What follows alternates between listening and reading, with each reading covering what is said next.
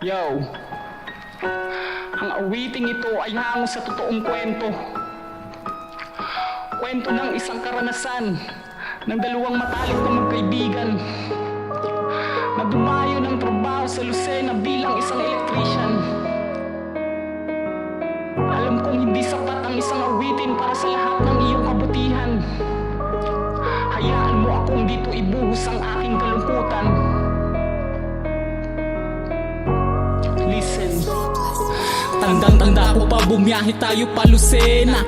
Araw ng linggo, alas 12:30. Dumayo ng trabaho, bitbit natin sang katerba. Di bali ng malayo, wag lamang tayong matenga. Malakas aking loob, basta ikaw aking kasama. Alam kong di mo iiwan sa kahit anumang gera. Di tayo magugutom, maubusan man ng pera. Isa ka sa sumagip nung ako'y lunod sa problema. Ngunit ako'y naninibago habang nasa biyahe tayo. Di ka kumikibo, tahimik na nagmamaneho. Araw ng mga ama, kaya binati kita. Pagtapik naging sagot, walang bigkas na salita. Pero bilang isang kaibigan, ramdam ko na may bigat. Kahit hindi mo man sabihin, alam ko yan sapagkat isa ka sa totoong taong di marunong magpanggap. Napakabuti mo sa akin, kaya iba ka sa lahat.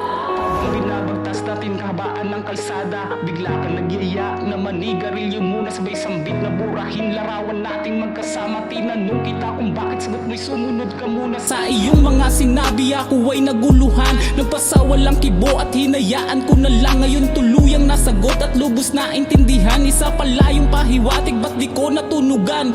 Kung alam ko lang, hindi na sana umalis pa. Sana sa Lucena, di na sana bumalik pa. Lahat ng iyong naiwan ngayon sobrang namimiss ka. Gumising ka na dyan, yung biro mo ay kainis na. Diba ang sabi mo, tuturuan mo sa trabaho, tutulungan mag-ipon, diba iyon naman ang plano? Kukunin ka na ninong pag mag-aasawa na ako. Paano mangyayari yun ngayon kung iiwanan mo ko? Ang daya mo naman, sabi mo wag kitang iiwan. Hindi ko akalaing ako ang maiiwan. Salamat sa mga aral at lahat ng kabutihan. Isa kang the best na kuya at tunay na kaibigan.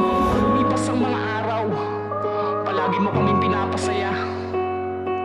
Walang araw na hindi mo kami pinatawa. May mga sandaling nahuhuli kitang nakatitig sa akin.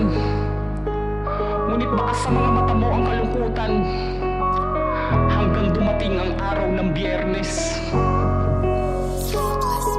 Tandang-tanda ko pa, sariwa pa sa alaala. Masayang nagkukulitan, nasa gilid ng kalsada. Nagpaluto kang munggo, pananghalian natin. Sana wala tayong kamalay-malay sa nakaambang trahedya. Biyernes ng umaga, mga bandang alas 11. Pumanhik ng kisame para maglinya ng kuryente. Sabay tayong umakyat, dala-dala ang ating gamit. Sa loob ay sobrang init, halos maligo na ng pawis. Mga ilang minuto ay bigla kang nagpaalam na may kukunin sa baba. Meron tayong nakalimutan hanggang sa nangyari nga ang hindi ko inaasahan. Ikaw ay na-aksidente sa gamit nating hagdanan. Agad akong nagmadali, nakita kang nakahiga, nakatingin sa akin, ngunit di ako makababa. Humingi ako ng tulong, tinawag sila sa kabila. Halos mataranta dahil sa sobrang pagkakabigla.